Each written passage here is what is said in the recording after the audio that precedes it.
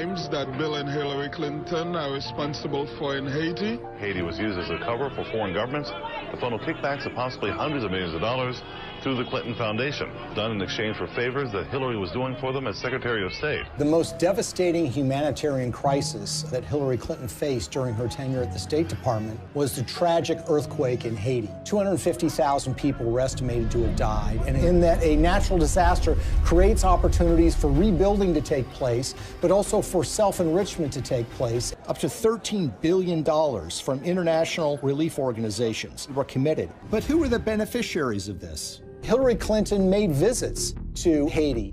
And Bill Clinton was named co-chair of the Interim Haiti Recovery Commission. So this was clearly a Clinton operation from the beginning. The problem is that the Clintons had their own agenda.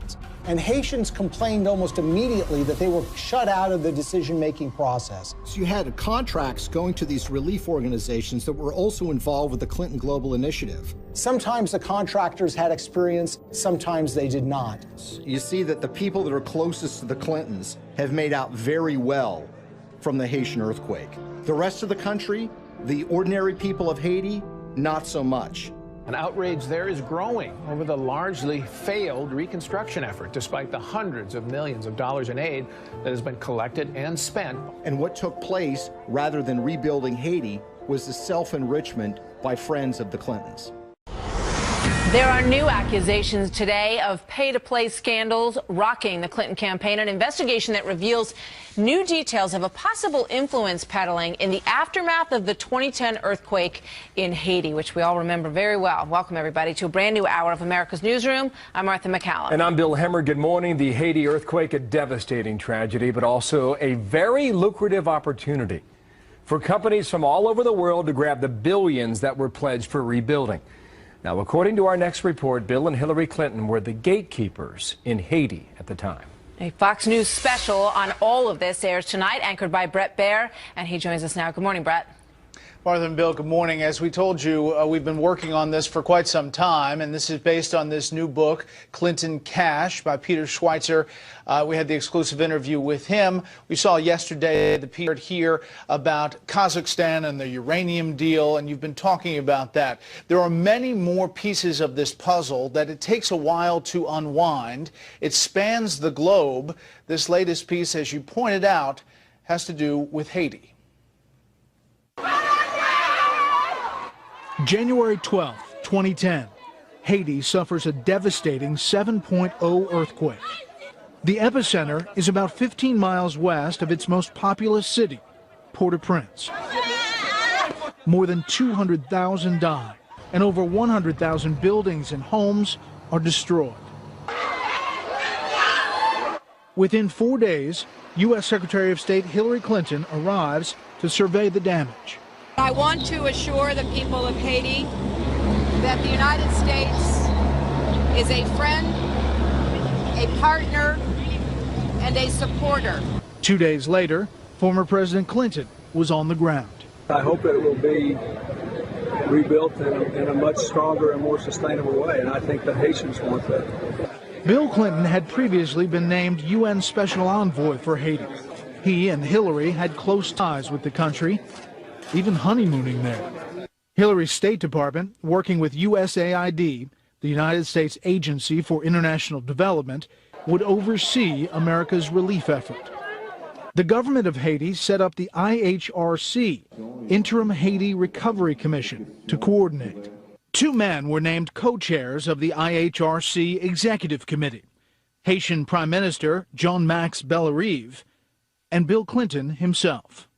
The idea was to not just fix things, but improve them. In an interview with Esquire, President Clinton had big plans, saying, quote, "Wouldn't it be great if they became the first wireless nation in the world? They could. I'm telling you, they really could." But it wasn't at all clear that the people of Haiti would be the big winners in the disaster relief gold rush. Anytime there's a natural disaster anywhere, there is a lot of money potentially to be made in reconstruction contracts and relief contracts, etc.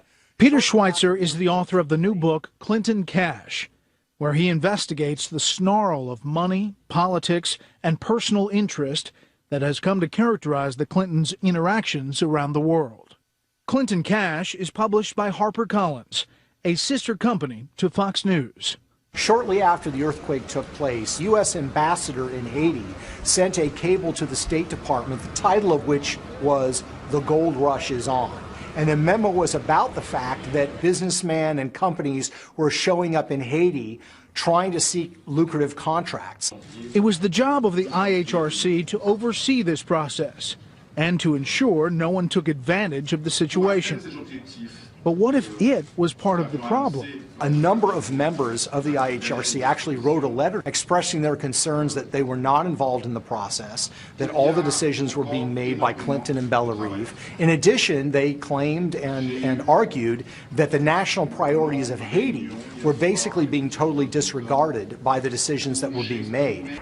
As Haiti dug itself out of the rubble, many projects were initiated, often with U.S. money and a connection to the Clintons.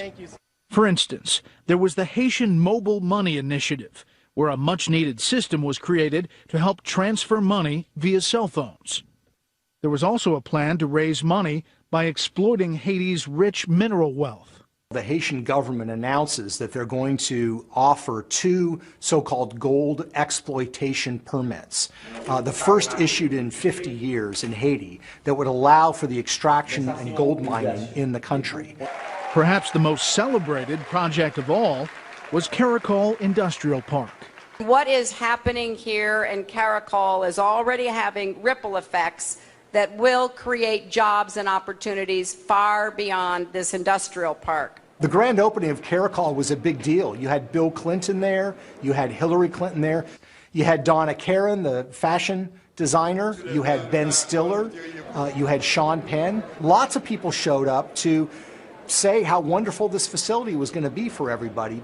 But as all these projects moved forward, questions were raised.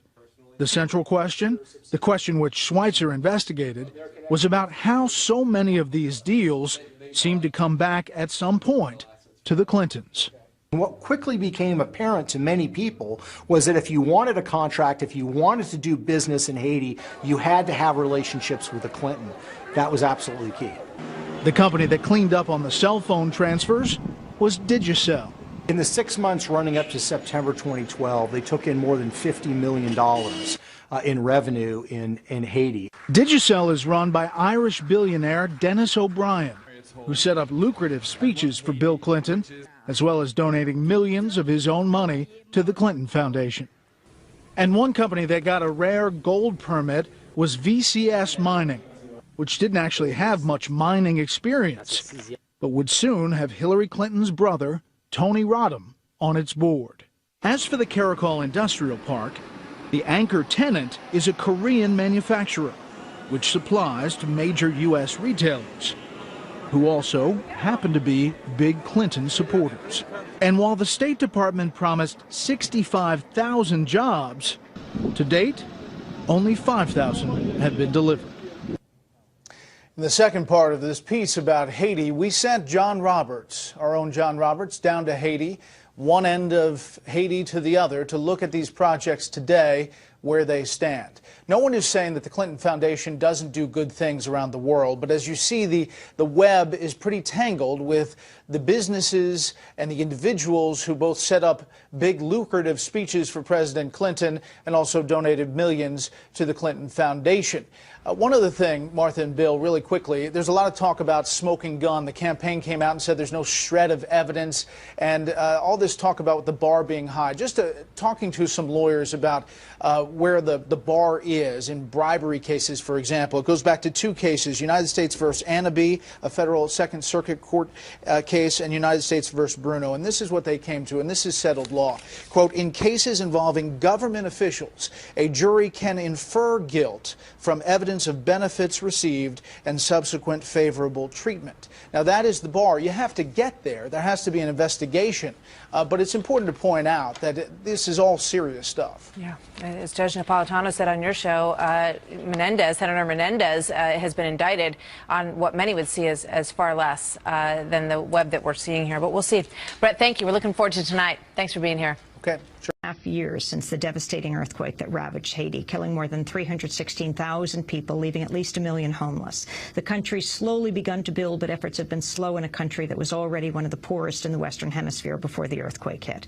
Critics have faulted the efforts of international donors, including the U.S., for failing to deliver on pledges while exerting excessive control of the reconstruction process. Former President Bill Clinton has played a major role in relief efforts, serving as the UN Special Envoy to Haiti and as co-chair of the interim Haiti Recovery Commission. Through his Clinton Foundation, the former president has helped fund a number of projects in Haiti. Well, a new investigative report from The Nation magazine takes a critical look at the Clinton Foundation's first Recovery Commission project in post-earthquake Haiti, the construction of shelters in the city of Léogâne. President Clinton first announced the project in a video on his foundation's website. Many of you have expressed your interest in the progress being made in Haiti as the nation continues to recover from the earthquake. I wanted to give you just a quick update of some of our ongoing efforts to help the people build back better. The recent cholera outbreak serves as a stark reminder of the urgency we face to address the strengthened reconstruction efforts in Haiti. After the outbreak, my foundation responded, allocating $1 million to the government so that we could move supplies down there in a hurry. In addition to the health outbreaks, the hurricane season remains a threat, especially to those still living in camps. My foundation has contributed $1 million there to the construction of emergency storm shelters in Léogâne. But according to a new expose in The Nation magazine, the shelters turned out to be a series of trailers beset with problems, including mold, shoddy construction, and in one case, worrying levels of formaldehyde. The trailers are also built by the same company, Clayton Homes, that's currently being sued in the U.S. for providing formaldehyde-laced trailers to displaced residents after Hurricane Katrina. A student and teacher at a school housed in the trailers described the conditions there. The class gets so hot, kids get headaches, and we go to the teacher for him to give us painkillers. I believe that the Grand Foundation of Clinton, given that we're speaking of a school, Clinton would build latrines for us so that the children can go to the toilet safely, given that we're under the iron rule of cholera. It's not finished. It's not too late. We're waiting for a lot of things from Clinton, and Clinton can do good things for Haiti. That video clip is courtesy of The Nation magazine and the Canadian Centre for Investigative Reporting. Well, for more, we're joined by the journalists who broke the story, Isabel McDonald and Isabeau Doucette. Their piece, The Shelters That Clinton Built, is in the July 11th issue of The Nation magazine, online at thenation.com. Isabeau, talk more about what you found. Well, Clinton, this was one of the first projects of the commission, and there's been very little transparency and accountability despite all these buzzwords, you know, sustainable development, community consultation around this commission. It's kind of widely seen as very opaque and labyrinthian. So we thought we'd just pick one project and really investigate it. And since this was one of the first, and it was one of the few that's actually completed, we thought, you know, perfect. And what we found was, I mean, not only are these hurricane-proof shelters, trailers, which cannot be hurricane-proof according to, you know, U.S. standards, but, you know, they were riddled with any number of problems. They're extremely hot, they're leaking, there's mold, you know, there's visibly already starting to rot even though they're freshly installed. So we thought, given that Clinton himself was the one who coined this term, build back better, we're going to build back better Haiti. What does this mean for what's to come of the Commission's projects? Isabel McDonald, Clayton Homes, can you explain where these trailers came from and the problems they've had after Hurricane Katrina? Well, we've been requesting documentation of any bidding process from the Clinton Foundation, and we have not gotten documentation. We know that they were built by Clayton Homes, which is currently being sued in the United States for exposing Hurricane Katrina survivors to injurious levels of formaldehyde, which the plaintiffs in this FEMA formaldehyde lawsuit claim came as a direct result of them residing in trailers that Clayton Homes had sold to FEMA. The Clinton Foundation has not answered our questions about any due diligence that was done. We know that trailers are considered a liability in the United States. In the case of a hurricane, FEMA tells Americans to evacuate trailers. And so the real question is, how did Bill Clinton think that this would be acceptable in Haiti to provide these trailers as hurricane shelters, to buy them from a company facing this kind of lawsuit over formaldehyde?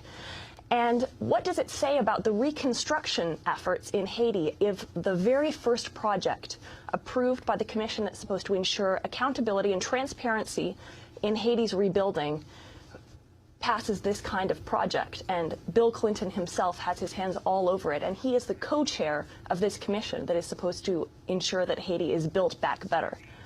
We're going to have to leave it there, but we'll link to The Nation and your investigation. Isabel McDonald, Isabel Doucette, thank you very much. Haitian activists staged a protest outside Hillary Clinton's Manhattan office. The demonstrators claim billions of dollars were stolen through the Haiti Reconstruction Commission headed by Bill Clinton. They also say Haiti was used as a cover for foreign governments to funnel kickbacks of possibly hundreds of millions of dollars through the Clinton Foundation. They say it was done in exchange for favors that Hillary was doing for them as Secretary of State. They say they want their message to get out so Americans won't vote for her if she runs for president. We are telling the world of the crimes that Bill and Hillary Clinton are responsible for in Haiti, and we are telling the American people that the over 32,000 emails that Hillary Clinton said she deleted have evidence of the crimes they've committed. The demonstrators staged a rally in front of Bill Clinton's office in Harlem in January.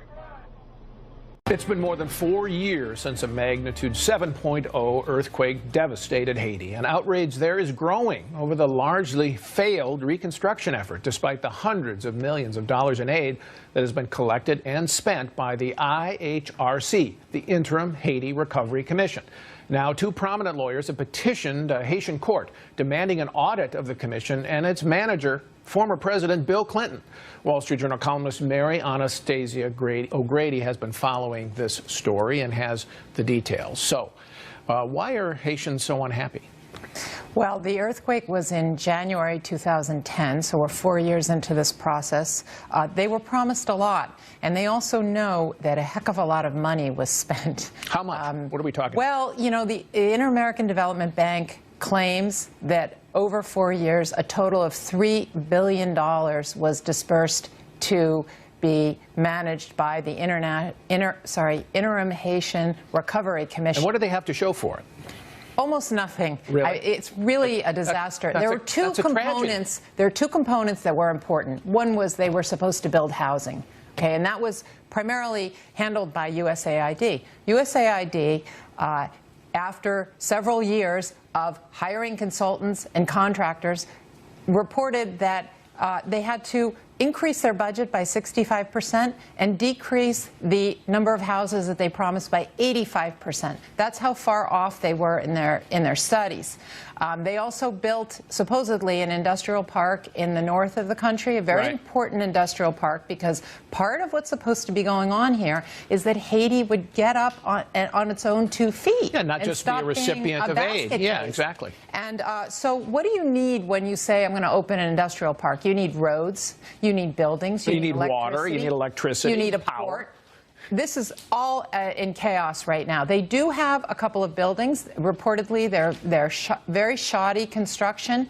The roads are not there. The port, which they spent, several years thinking about, now has been completely canceled. They can't do a port there, they found out. All right. Now, what role has the State Department, and obviously run at the time for 4 years by Secretary of State Hillary Clinton, played in this? The State Department was the major government agency in charge of overseeing all of this. And in 2009, remember that Bill Clinton was named the UN Special Envoy to Haiti. Sure. And from that time on, when you called the State Department and you had interests in either investment or some kind of business, you were referred to the Clinton Foundation.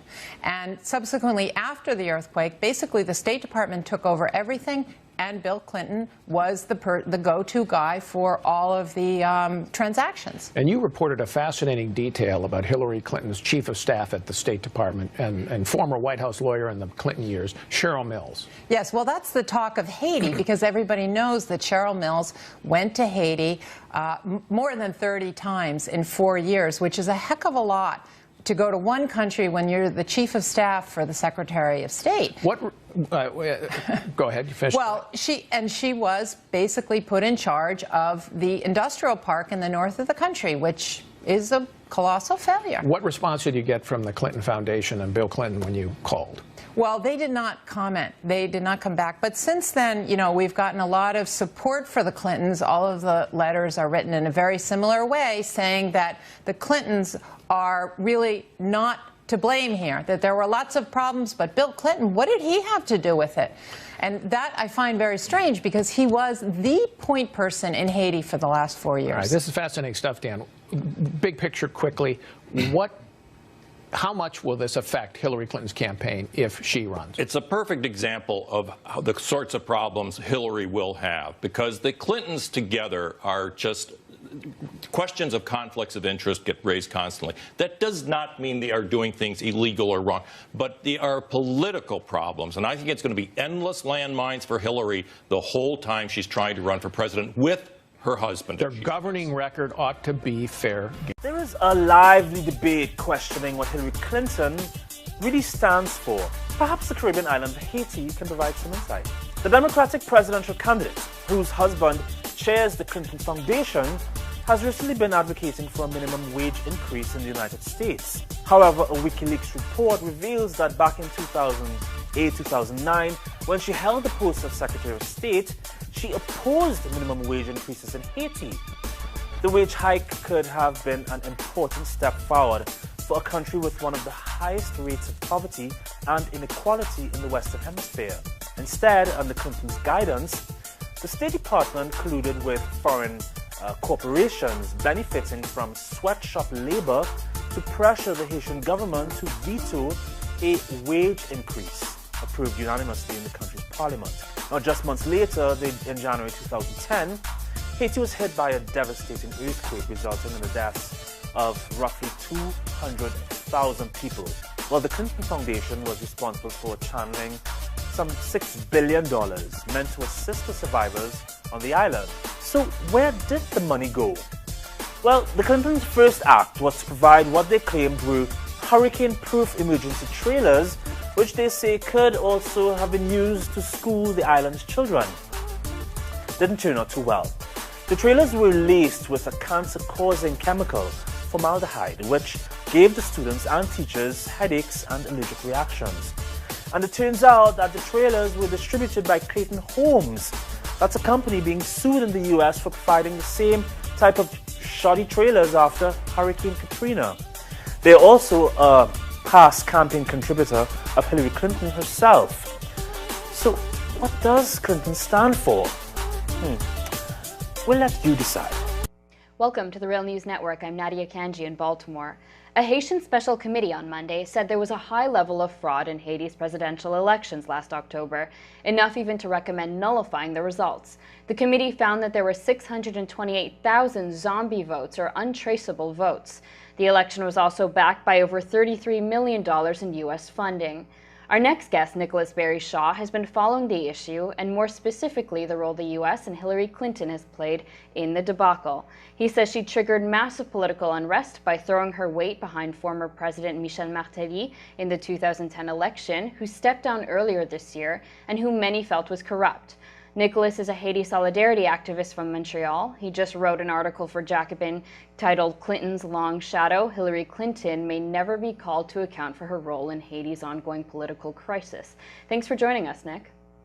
Thanks for having me on, Nadia. The Verification Commission essentially reveals that the U.S. funded a fraudulent election. Can you give us an idea of what the current situation is on the ground in Haiti and how the U.S. is responding to the results of the Verification Committee? You know, this is kind of the result that everyone was expecting in Haiti. Everyone was hoping for in any case. You know, it confirms what many different Haitian observer groups demonstrated. It confirms what, you know, we saw when I was down there with a group of international observers for the October 25th election, that you know, there was a huge number of votes being cast using these kind of political party accreditation cards, and that they really kind of swamped the results, and that the results were not credible. So the reaction has been I think, favorable from most of the parties except for those close to President Michel Martelly. And so former President Michel Martelly and his party, Parti Calais Haïtien, has not, obviously been very enthusiastic about the commission from the beginning.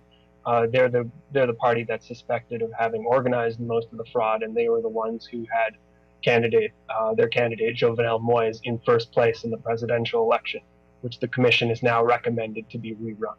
So they're obviously unhappy, and they're seeking in every way to discredit the election. As for the U.S., since the interim authorities were sworn in February, the U.S. and the other major aid donors to Haiti have cut off all non-humanitarian aid to the interim government. And the country was already in a kind of financial and budgetary crisis before that because of the mismanagement and corruption of the Martelly regime. So, it's just kind of adding to the pressure on the government to solve the elections crisis quickly and in a way that will please the U.S. So this isn't over by any stretch of the imagination. Can you tell me about Clinton's role more specifically in Haiti? Yeah, she was heavily involved in Haiti actually before the earthquake. Haiti was made kind of a centerpiece of the State Department's foreign policy after she took over in 2009. And that kind of role was really amplified after the earthquake and with the huge internationally funded reconstruction effort. In particular, she played a key role in getting Michel Martelly elected in 2011. In the 2010-2011 elections, there were, again, accusations of fraud. There were very low turnout. And according to the contested official results, Martelly had finished in third place. And so he wasn't going to the runoff. But Clinton personally intervened. She flew down to Haiti in the midst of the Arab Spring in January 2011. She made a trip to Haiti and put an enormous amount of pressure on then President Préval to change the election results, to remove his candidate from the race and put in Martelly, because she liked, the kind of program he was offering, this kind of extremely pro-business, pro-foreign investment program that he was pushing. And Préval eventually relented under enormous pressure from the U.S. And Martelly, in the second round, became president. And all throughout his term, he was supported just extremely, extremely closely by the U.S. ambassador. First Kenneth Merton, and then Pam White, who was appointed by, both of whom were appointed by Hillary Clinton. So his regime really was a total creation of Hillary Clinton. You mentioned in your article that Clinton is to blame for what you call Martelly's disastrous presidency. But after the earthquake in 2010, the Clinton Foundation raised $30 million for reconstruction projects, and she was involved in industrial projects that helped create jobs for a lot of Haitians.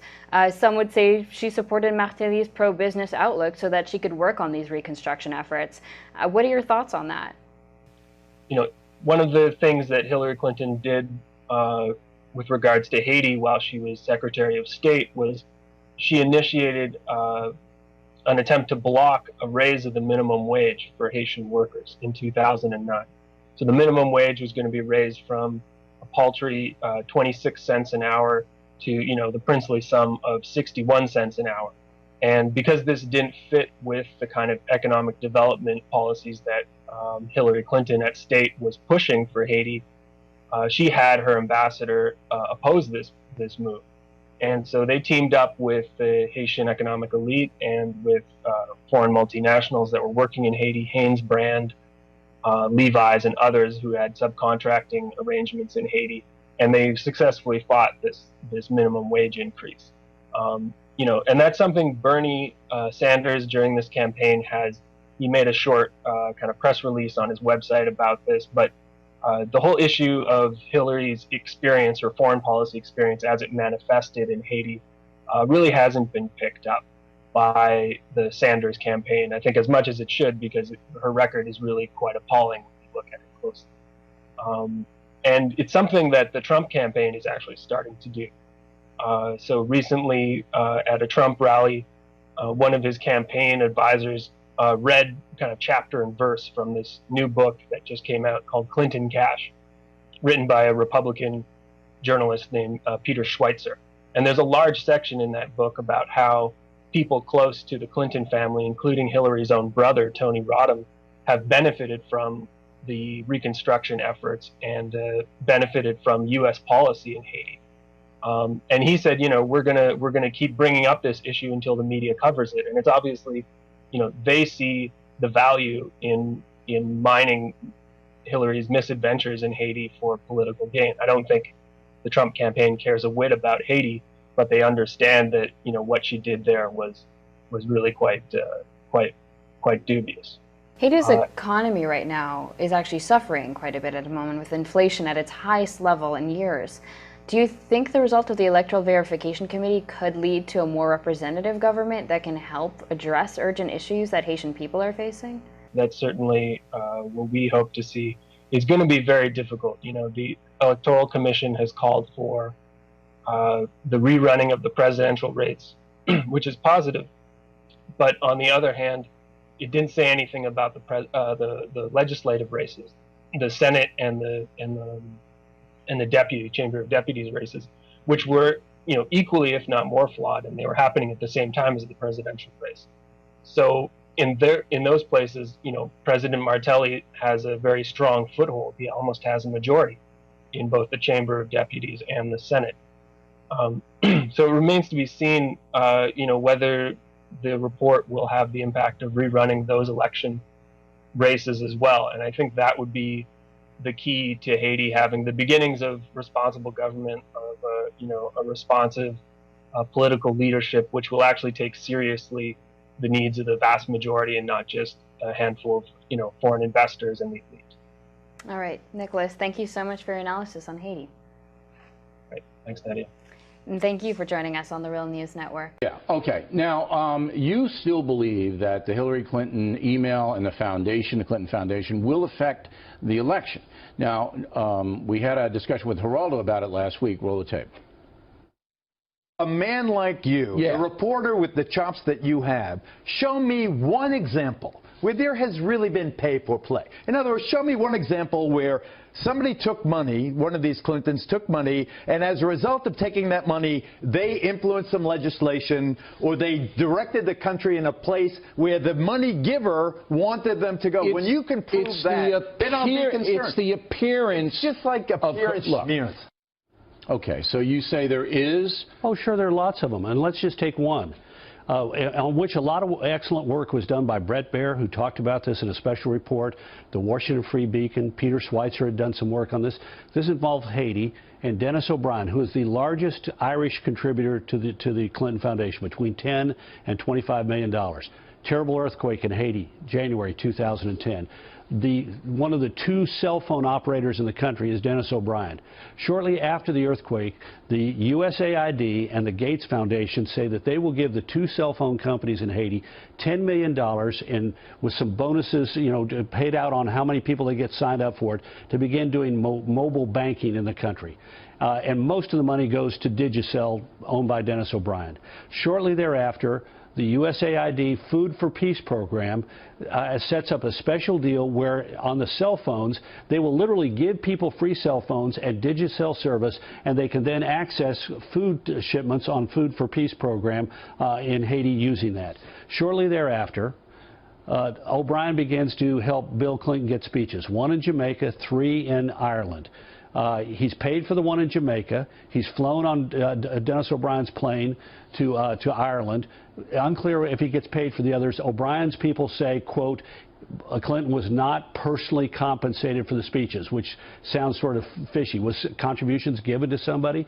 Shortly thereafter, the USAID begins a second program with Digicel, in which they begin to partner on rebuilding schools in Haiti.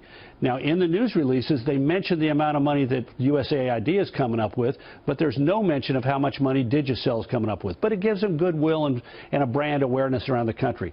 During this period of time as well, Clinton is put on has made co-chairman of the official Haitian government reconstruction and recovery commission. This is Bill Clinton. Bill Clinton. Right. He is co-chairman of this group. Right. By 2012, the National Lottery is now on Digicel's phones. You can play the national lottery with a slice of that going to Digicel. By 2014, he has made so much money that in April, Dennis O'Brien buys out his competitor, and by October folds the company up and is the only cell phone provider in the entire country. And of Haiti. Of Haiti. And during that year, he then gives somewhere between $10 and $25 million to Clinton Foundation. We don't know the specific amount. And he pays himself $650 million in dividends because he personally owns this company and it's privately held. I got to wrap it up, but it's pretty convoluted. I mean, you'd have to have the FBI in this to just sort it all out. But it's all on the public record, articles. By the end of your program, I'll have them all up on my website. People can go make their own judgments about whether there's an appearance of a conflict of interest.